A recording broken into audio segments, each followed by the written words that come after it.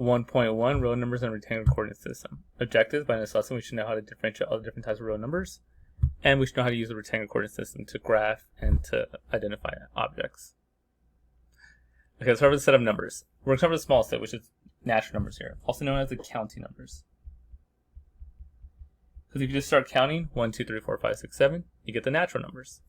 So anything that follows that pattern, right? Any positive number that increases by 1 from 2, 3, 4, 5 is a natural number. So 1, 45, 127. This is a little fancy way of saying 1,000. All those numbers are natural numbers, right? As long as it doesn't have a decimal or a fraction, it's positive. It's a natural number. Whole numbers are just a natural numbers plus 0. In some countries, as I right now, that they actually consider these a natural numbers, 0 on, and they can call this the positive integers, which we'll talk about more later. But in America, this is whole numbers. These are natural numbers. Integers are just all those things, but also the negative version of them, right? So when you do the natural numbers, you just start counting. You don't start counting negative numbers. Integers take care of that. It's every single like positive, non-decimal, non-fraction value. So positive and negative, I should say. So all those numbers like that, integers. Give you some examples right there. Rational numbers, that's where it gets interesting. So the key thing about rational numbers is you can write them as a fraction without decimals. So if you write as a fraction, then it's a rational number, where like P and Q are integers. So even things like, so all your examples here, right? 0, negative 5, 6, negative 2, 22 over 7. Even decimals, 0.5, the same thing as 1/2. Even repeating decimals, 0.3 with the line over it, that's the same thing as 1/3. So if it's a fraction if it's a decimal that ends, or just a fraction in general, it's a rational number. All these numbers right here, natural whole numbers, those are all rational numbers because you can make them all fractions. I can make 27, 127 over 1. And now it's a fraction, now it's a rational number. So all of these are rational numbers. In general, when we do it, we'll talk about the order. The smallest right here is natural. Then above that is whole. Above that are the integers. And above that are the rationals. Then we have the irrational numbers. Those are all numbers that you can't make a fraction, right? So if you know how to make a rational numbers, the way you do irrational numbers, it can't be this guy. So the general examples are radicals we don't know, like rad 2, rad 5, cube root of 7, and like irrational numbers that are popular, like pi and e. So those are all irrational numbers. Now they don't like how these all kind of go in order. Like all the naturals are wholes are integer. Rationals are kind of like on the same plane as irrationals, like on the same plane as rationals. They're like two separate things. So we have the rational table on this side, and we have the irrationals on this side. And then you put all this together, and you get the real numbers. So any number that could be a decimal, not a decimal, fraction, not a fraction, radical, not a radical, all those are real numbers. So there you go. So every number we're going to talk about here in this like example here is a real number. So like this first example, they just want us to classify everything.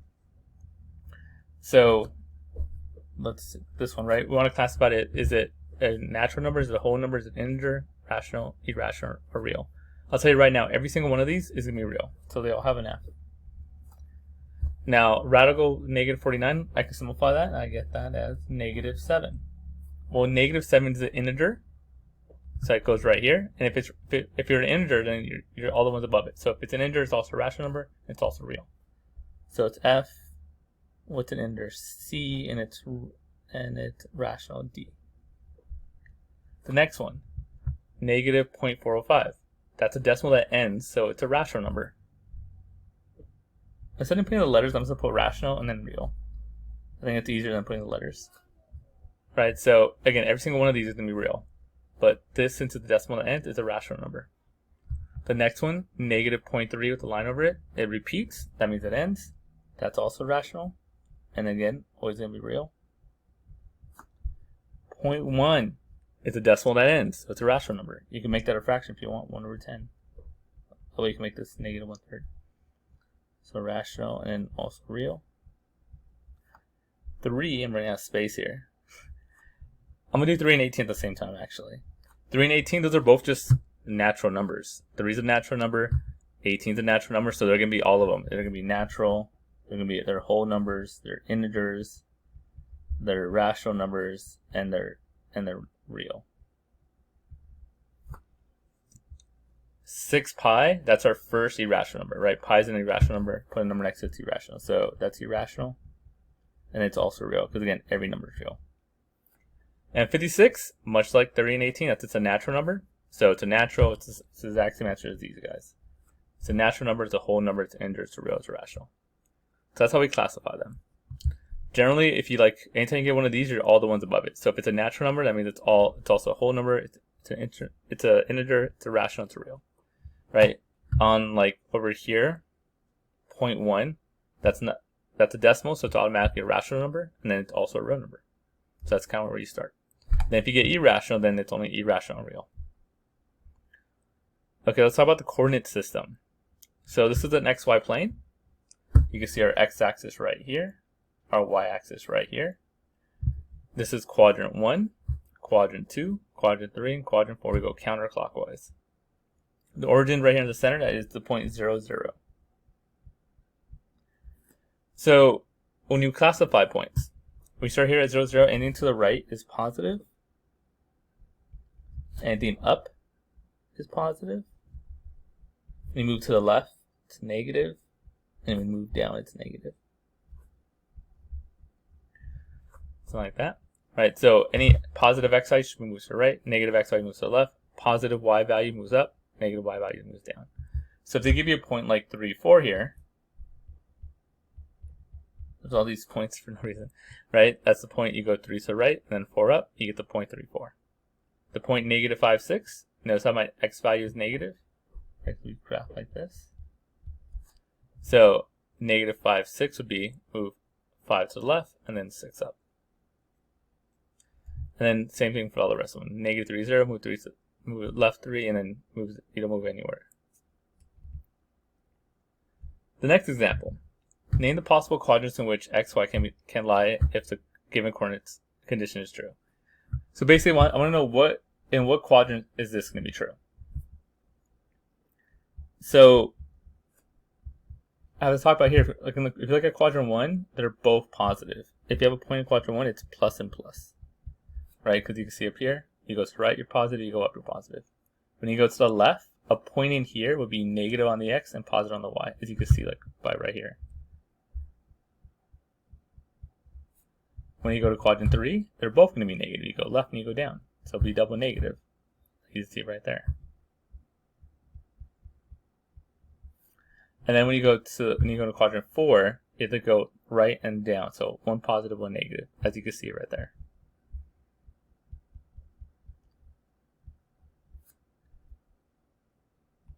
I go put negative 1. There we go. So I want to know in which of these quadrants when I divide them do I get a negative answer? Well, it's not quadrant 1 because if I divide plus by plus, I get a positive. Quadrant 2 would work because if you divide a positive by a negative, you get a negative. So this one works. Quadrant 3 wouldn't work. You divide by negative, you get a positive. And then quadrant 4 would work because plus divided by negative is a negative. So the answer to this one would be quadrant 2 and 4.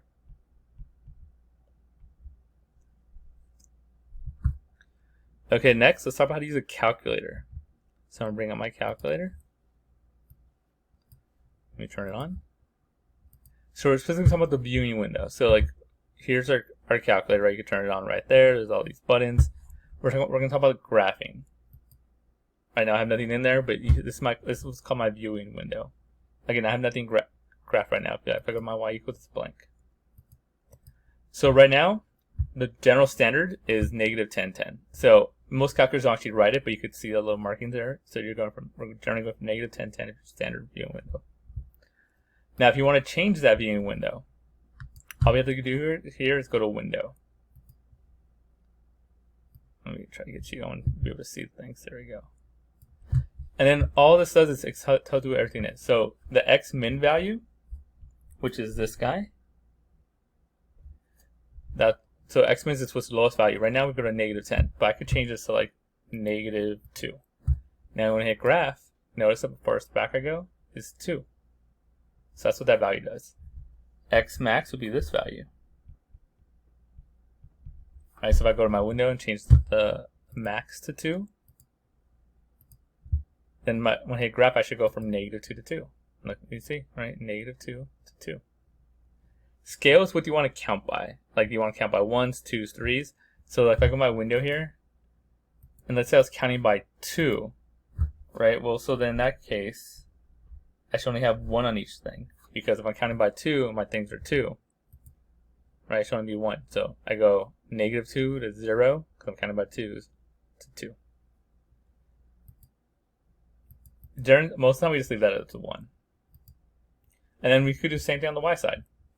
My y min, my y max, my y min will be this guy.